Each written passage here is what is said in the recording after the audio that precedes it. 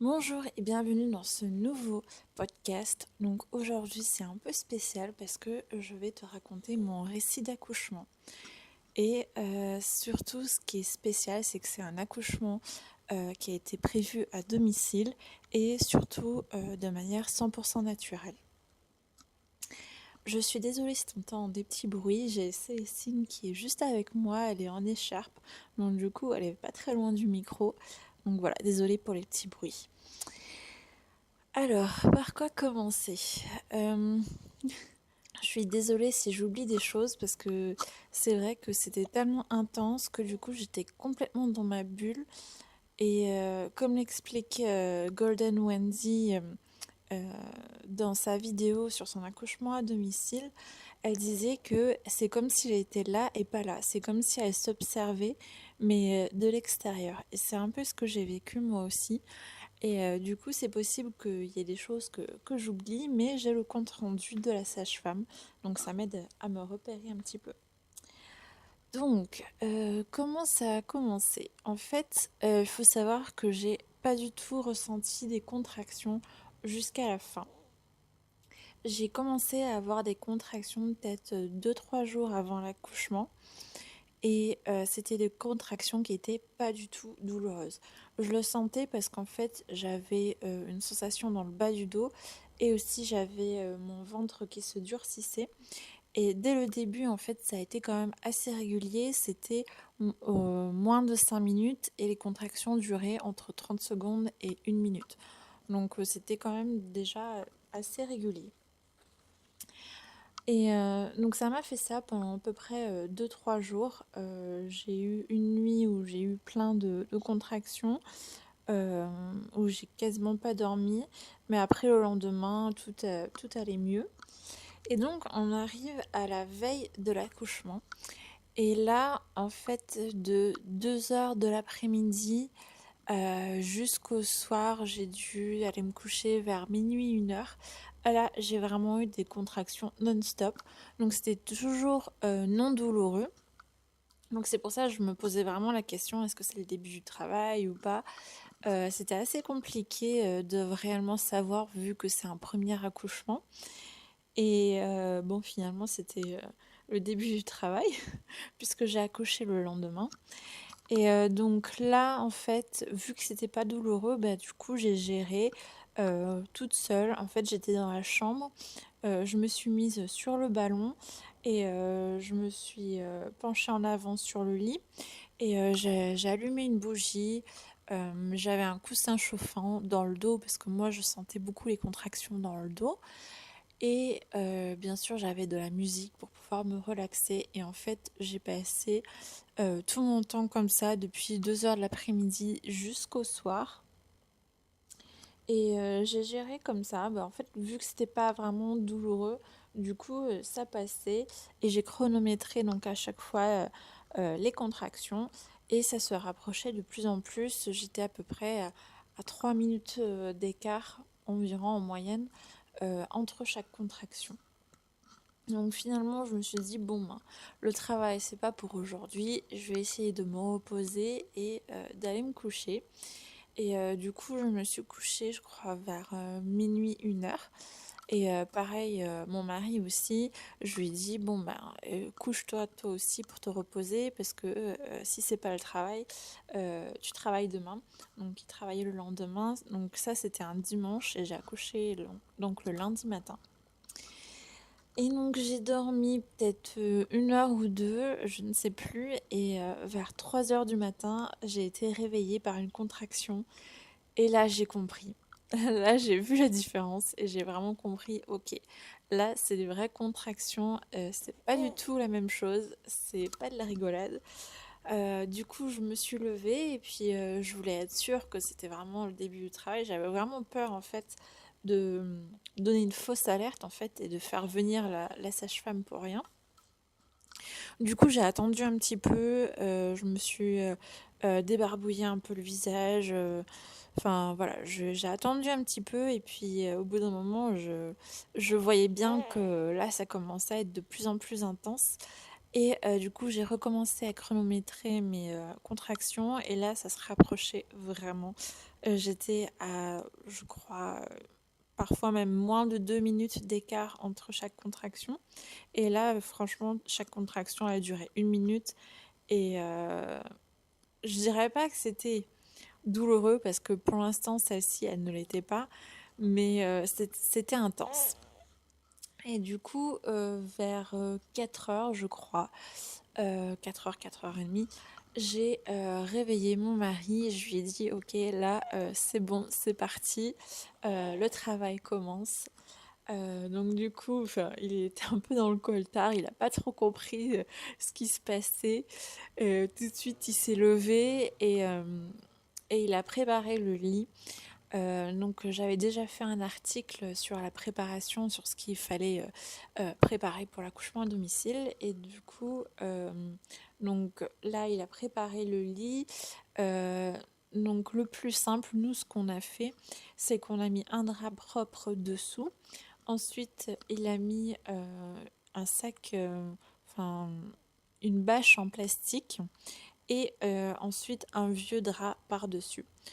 Ça nous a permis que ensuite, une fois l'accouchement terminé, il suffisait juste d'enlever le drap sale et la bâche et on avait un drap propre dessous. Donc voilà, il s'est mis à préparer ça. Moi, j'essayais de gérer les contractions comme je pouvais. Au final, quand il a fini de préparer le lit, je me suis mis sur le lit à quatre pattes. Et là, ça s'est vraiment intensifié d'un coup. Euh, je sais pas ce qui s'est passé dans la confusion en fait. Mon mari n'a pas voulu appeler tout de suite la sage-femme parce que sur le papier c'était écrit moins de 5 minutes entre chaque contraction. C'est le moment où il fallait appeler la sage-femme.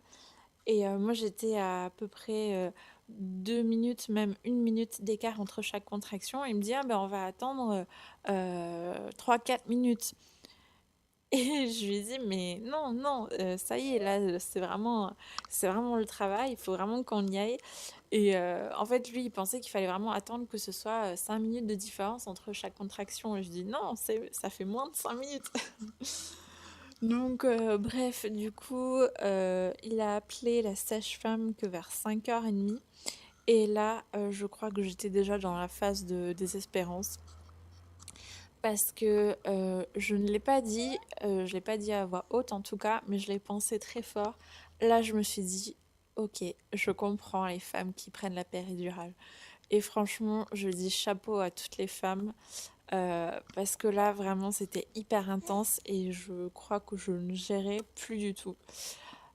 Du coup, j'étais toujours donc à quatre pattes et en fait, je m'enfouissais ma tête dans les coussins. J'avais deux, trois coussins devant moi et j'enfonçais ma tête dans les coussins. Et là, j'ai commencé à crier un peu.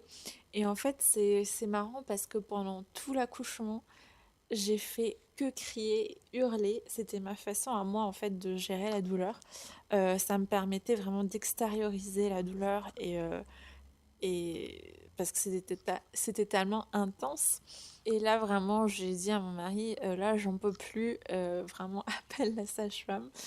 Et la sage-femme nous avait dit justement que c'était le moment d'appeler lorsque je répondais plus de moi en quelque sorte et où j'étais même plus capable de parler ou de passer un appel. Donc c'était totalement le cas.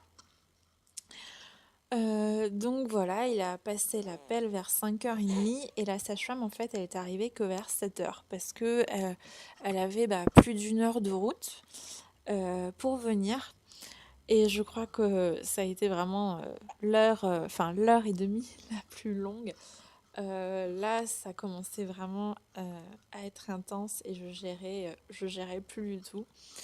Alors heureusement mon mari enfin, il s'est mis derrière moi, il me massait le bas du dos parce que c'est vraiment là où c'était le plus intense. Ça me faisait du bien que quelqu'un me masse le bas du dos. Mais vraiment, à chaque contraction, là, c'était vraiment une souffrance.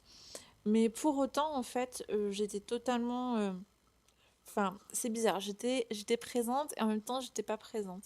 C'est comme si j'étais vraiment dans une bulle. Je savais ce qui se passait, euh, mais j'étais complètement ailleurs et je me laissais vraiment porter par le truc. À chaque contraction, voilà. On dit que il faut les prendre comme des vagues et c'est un peu ce que j'ai fait, mais pour être vraiment honnête, euh, je m'attendais pas en fait à ce que ce soit aussi intense et oui, quelque part c'était douloureux, mais c'est une douleur qui est au-delà du supportable, mais on le supporte quand même parce que voilà, on sait pourquoi c'est. Donc, du coup, moi j'étais toujours donc à quatre pattes sur le lit quand la sage-femme est arrivée. Et vraiment, je la remercie du fond du cœur parce que sans elle, tout ça n'aurait pas été possible. Et vraiment, elle a été d'une douceur, elle a été vraiment hyper bienveillante. Et ça, c'était vraiment top. Et donc, pour donner une idée, en fait, juste avant que la sage-femme elle arrive, j'avais quasiment plus du tout de repos parce qu'en fait, les phases de contraction étaient limite plus longues que les phases de repos. Donc, c'est-à-dire que j'avais des contractions d'à peu près 1 minute et quart et j'avais des pauses de 1 minute 20.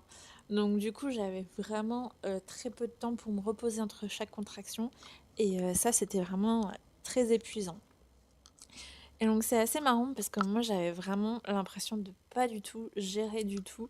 Je criais, je gueulais, j'ai fait des sons que je ne savais même pas que j'étais capable de faire. C'est vraiment bizarre parce que moi j'ai plutôt tendance justement à ne pas m'exprimer. Et là pour le coup bah, je me suis exprimée. Les pauvres voisins, j'espère que je les ai pas trop dérangés. En tout cas on m'en a pas reparlé. Donc c'est assez marrant parce que du coup, quand sur son compte rendu, elle a marqué que j'étais calme et que les contractions, donc elles étaient bien régulières. Et donc elle est arrivée, puis en fait, elle s'est mise à côté de moi, elle m'a parlé, ça m'a fait beaucoup de bien. Elle m'a dit c'est bien, le travail est bien avancé. Elle a vu que euh, j'ai eu une petite phase, enfin Bastien, mon mari, lui a raconté que j'ai eu une petite phase de désespérance, donc elle a dit ah ouais c'est bien avancé. Et donc elle m'a pas fait de toucher vaginal. C'est assez impressionnant parce que du coup de toute ma grossesse et de tout l'accouchement, en tout j'ai eu qu'un seul toucher vaginal. Franchement, je pensais pas que c'était possible parce que bon, par exemple, les accouchements en maternité, souvent en fait, on vérifie le col toutes les heures.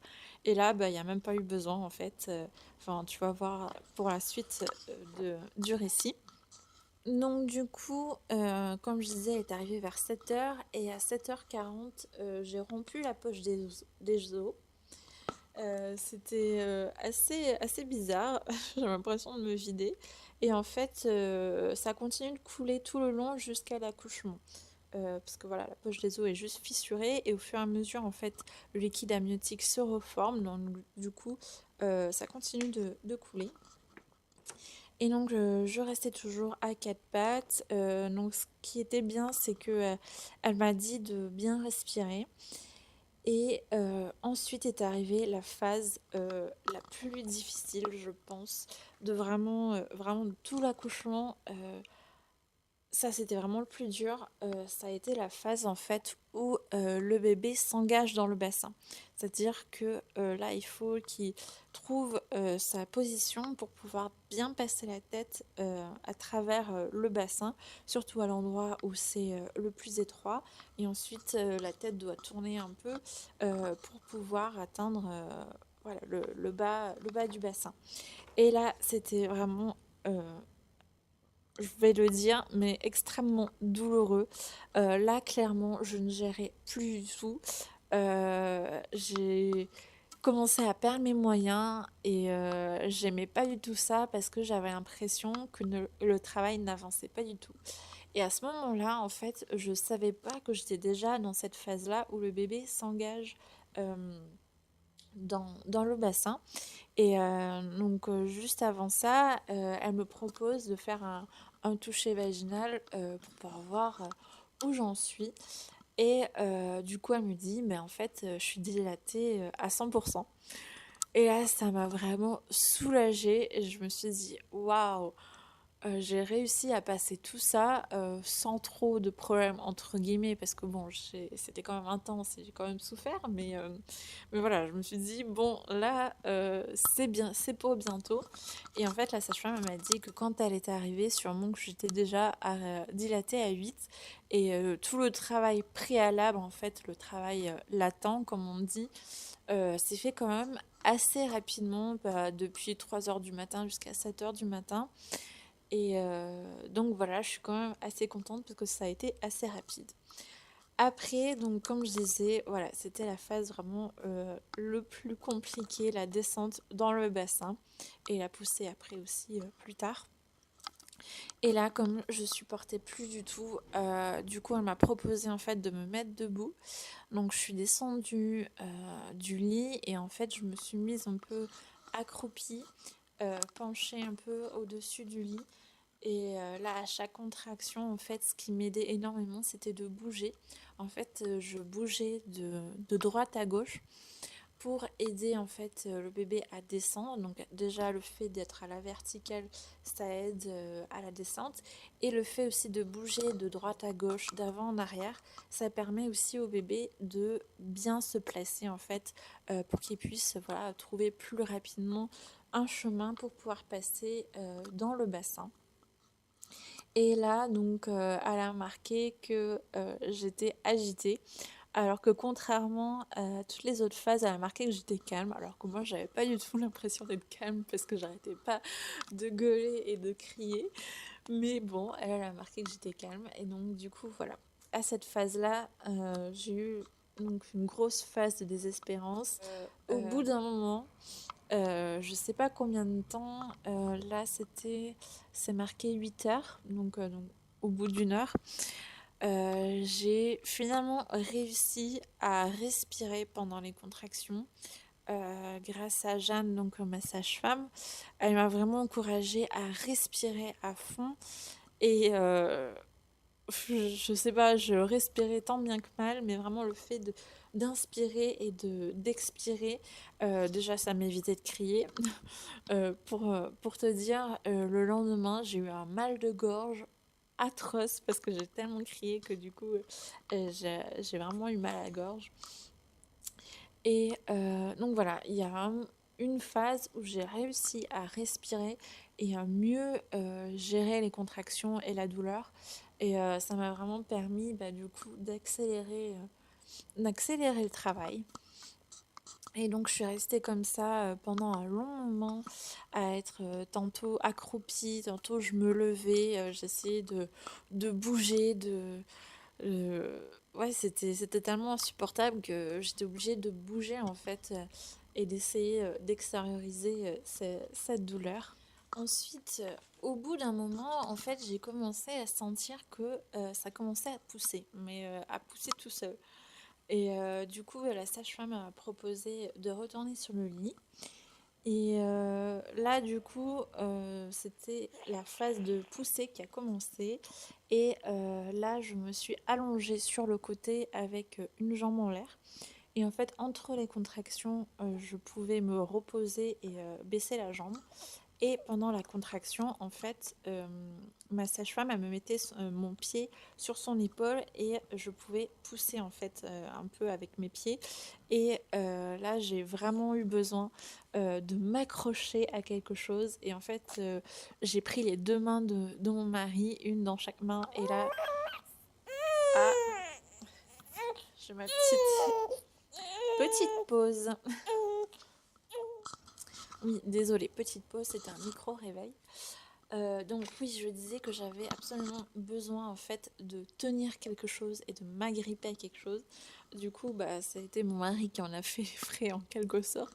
À un moment donné, je crois que je lui ai même attrapé le col et là, il m'a dit non, non, prends ma main plutôt.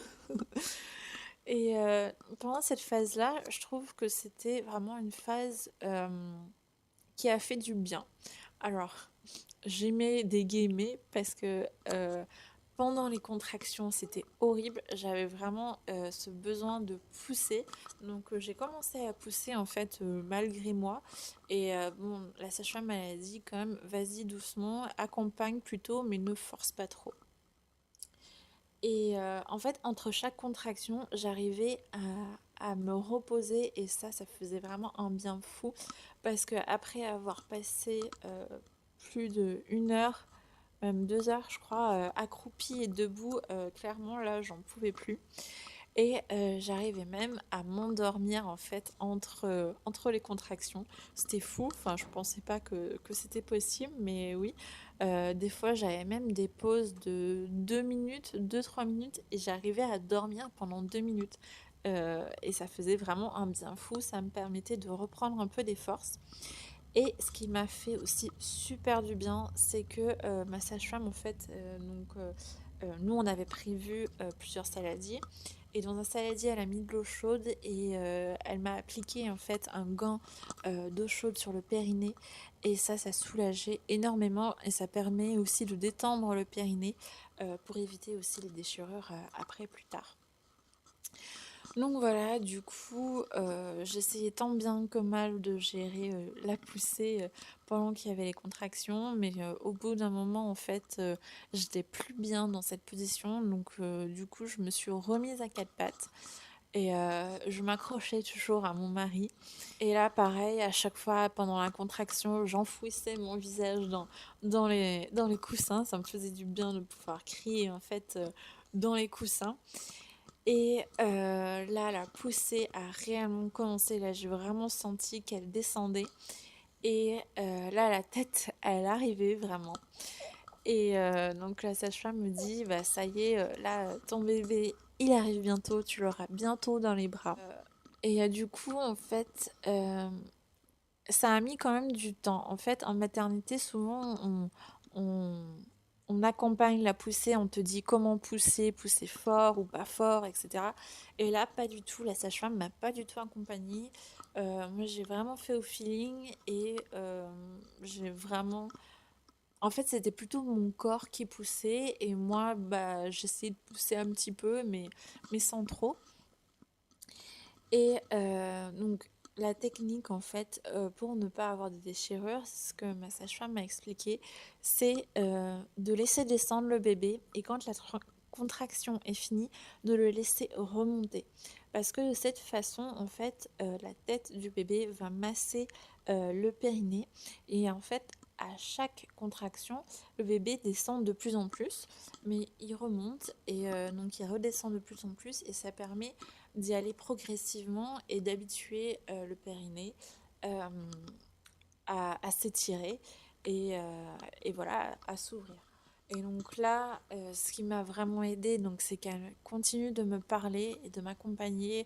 Voilà, elle me disait, imagine-toi que ton périnée s'ouvre, tu vas avoir ton bébé dans les bras dans quelques minutes, etc. Et ça m'a vraiment aidée à supporter parce que au bout d'un moment, en fait, elle est descendue tellement basse que là, du coup, à la fin de la contraction, elle ne pouvait plus remonter. Et là, j'ai cru vraiment mourir. Mais c'était horrible. Je m'attendais pas à ça. En fait, je m'attendais à la douleur des contractions. C'était intense, c'était douloureux, ok. Mais là, je m'attendais pas du tout à ça. Ça brûlait. Mais vraiment, j'avais l'impression, clairement, d'avoir le vagin en feu. Et là, je me suis dit, merde, elle est coincée. Et là, je voulais absolument la faire sortir parce que c'était insoutenable. Et le truc, c'est que j'avais peu de contractions. Donc, du coup, je pouvais pas pousser parce que là, j'aurais pu avoir des risques de déchirure. Pardon. Et là, vraiment, c'était, je crois, la minute ou les 2 minutes les plus longues de tout l'accouchement parce que ça brûlait et je gueulais. J'étais là, mais elle est coincée et elle veut pas sortir et tout. Et ma sage-femme qui me dit, mais ça y est, je la vois, elle a la tête qui sort, elle a les cheveux et tout. Et elle me propose de toucher, mais moi j'étais tellement concentrée sur la douleur et la brûlure Et la brûlure, ça me brûlait tellement que c'était impossible de penser à autre chose. Et tout ce que je voulais, c'était la faire sortir. C'était vraiment un soulagement de pouvoir la faire sortir. Et du coup, je crois que j'ai attendu encore une ou deux contractions comme ça. Et en fait, je commençais à avoir les émotions qui remontent. Et en fait, elle est sortie d'un coup comme ça pendant une contraction. Et vous, elle a glissé en fait. Je sais même pas comment c'est arrivé. Je crois que la sage-femme elle a réussi à la retenir un peu. Et donc, faut pas oublier que j'étais à quatre pattes. Et là, vous, elle a glissé d'un coup et je l'ai retrouvée en fait sous moi. Elle était devant moi là comme ça. C'était juste impressionnant. Je croyais pas que j'allais pleurer quand même. Euh, je vais faire une petite pause, je vais reprendre mes esprits. Oui, donc je disais que en fait, elle a sorti la tête et elle a sorti tout le corps en même temps. Et je crois que j'ai été un peu sous le choc. J'ai pas compris ce qui s'est passé parce que ça arrivait tellement vite. Euh, En fait, le fait de la voir comme ça dehors, ça m'a fait trop bizarre. Donc du coup, je suis restée donc à quatre pattes et donc là, elle m'a dit, bah, si tu veux, on peut la poser sur toi. Donc j'ai essayé tant bien que mal de me retourner pour essayer de m'allonger sur les coussins. Et pendant ce temps-là, donc elle l'a prise et elle l'a direct posée sur moi, sur mon ventre. Et là, c'était juste magique, c'était incroyable. Je pensais pas honnêtement être capable de faire ça et d'accoucher dans ces conditions-là parce que vraiment c'était comme je me l'imaginais.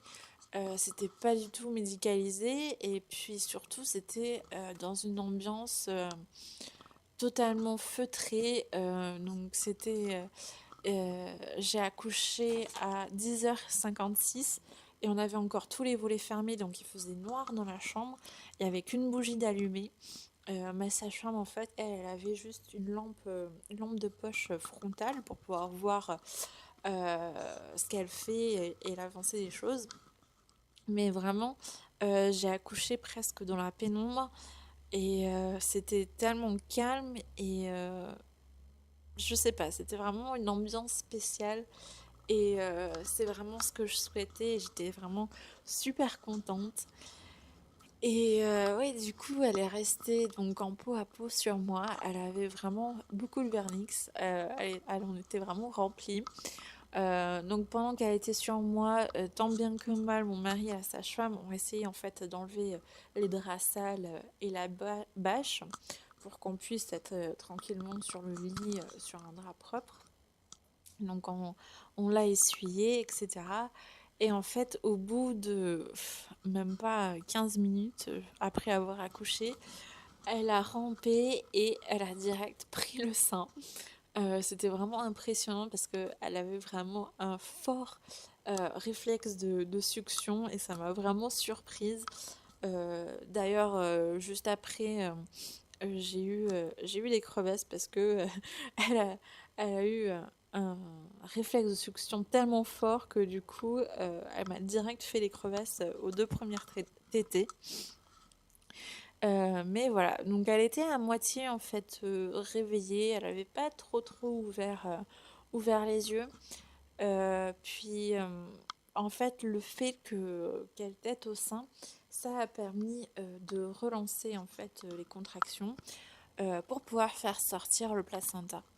Donc du coup, elle était toujours sur moi, toujours accrochée avec le cordon. Et donc là, gentiment, en fait, la sage-femme me dit, bon, bah, quand tu te sens prête, quand tu sens que ça pousse un peu, tu me le dis et on va essayer de faire sortir le placenta. Et au final, bah, ça s'est bien passé. Je crois que la sage-femme a quand même récupéré le placenta, a tiré un peu sur le cordon parce que j'avais pas un cordon très long. Donc du coup, elle avait dû, je pense, tirer un peu dessus et aller le chercher quand même un petit peu pour pouvoir bien le faire sortir. Mais voilà, c'était vraiment une délivrance. Et en fait, à partir du moment où elle était sortie, franchement, j'ai eu plus aucune douleur. Alors oui, pour les contractions, pour le placenta, j'ai senti un peu, mais voilà, c'était pas du tout intense, voilà, c'était pas du tout douloureux. Et j'étais totalement euphorique avec les hormones, que voilà, c'était complètement oublié. Et c'est fou parce que mais je sais, on me l'avait dit que une fois que ton bébé est là, t'oublies tout. Et en fait, c'est réellement vrai parce que j'ai tout oublié. Et j'étais juste bien là avec ma petite Célestine. Et du coup, ben, j'ai demandé quand même à ma sage-femme si j'avais des déchirures ou si voilà, j'avais besoin de points ou pas. Et donc du coup, elle a vérifié et au final, j'ai eu aucune déchirure. Vraiment rien du tout. J'ai eu juste des petites éraillures, comme elle dit, c'est un peu comme des petites coupures de feuilles de papier, mais c'est moins d'1 centimètre et franchement, je sentais rien du tout. Donc du coup, j'étais vraiment soulagée. Je me suis dit, ouf, elle est passée et il n'y a pas eu trop de dégâts, entre guillemets. Parce que j'ai eu quand même un bébé d'un gros gabarit, 3 kilos presque 700, 3 kilos 680 pour être exact. Et du coup, j'avais vraiment extrêmement peur de déchirer, mais finalement, j'ai rien eu du tout. Et ça, c'était vraiment grâce à la poussée et au fait que, en fait, j'ai pas poussé moi. En fait, c'est mon corps qui a poussé et on y a été vraiment progressivement. Et ce que je voulais mentionner, c'est que je suis vraiment super contente d'avoir réussi, d'avoir fait cet accouchement et je suis aussi fière de moi de l'avoir fait sans aucune assistance médicale. En fait, il n'y avait vraiment eu aucune intervention. La seule intervention entre guillemets qu'il y a eu, c'est quand elle a fait le toucher vaginal. Elle a fait qu'une seule fois et donc j'étais dilatée complètement. Donc ensuite, il n'y a pas eu besoin de faire d'autres choses. Donc à peu près toutes les heures, elle regardait, elle écoutait le cœur du bébé pour savoir si elle n'était pas en détresse. Et à chaque fois, tout allait vraiment très bien. Son cœur battait bien. Et donc moi, ça me rassurait. Et puis la sage-femme me disait que voilà, Célestine, c'est une battante. Et puis elle, elle est à fond. Et il n'y a vraiment aucun souci de ce côté-là. Et donc voilà, j'ai eu aucun produit, aucune intervention quelconque. Euh, la seule chose en fait que la sage-femme elle a fait, c'est vraiment m'accompagner par la voix parce qu'en fait ça m'a vraiment manqué.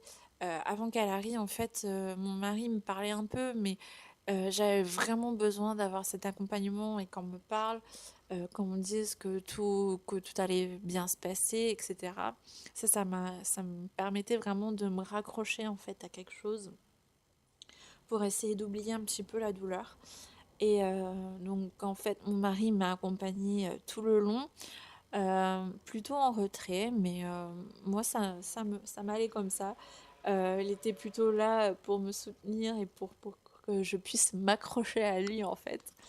Et avec le recul, en fait, après l'accouchement, il m'a dit que c'était impressionnant, qu'il pensait pas que j'allais être capable de faire ça et que ça allait se passer aussi bien. Même moi, j'ai été surprise.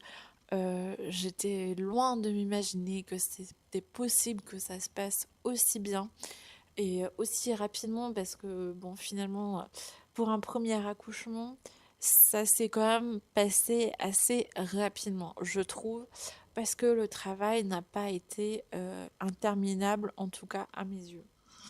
Parce que les premières contractions ont commencé vers 3 4 heures du matin et finalement j'ai accouché à 11 heures le matin. Donc voilà, donc c'était pas si long que ça non plus. Du coup, voilà, ça fait une demi-heure que je parle et que je raconte le récit. Je pense que j'ai fait à peu près le tour. Il y a sûrement des petites choses que j'ai dû oublier, mais voilà, dans l'essentiel, je pense avoir quand même tout dit.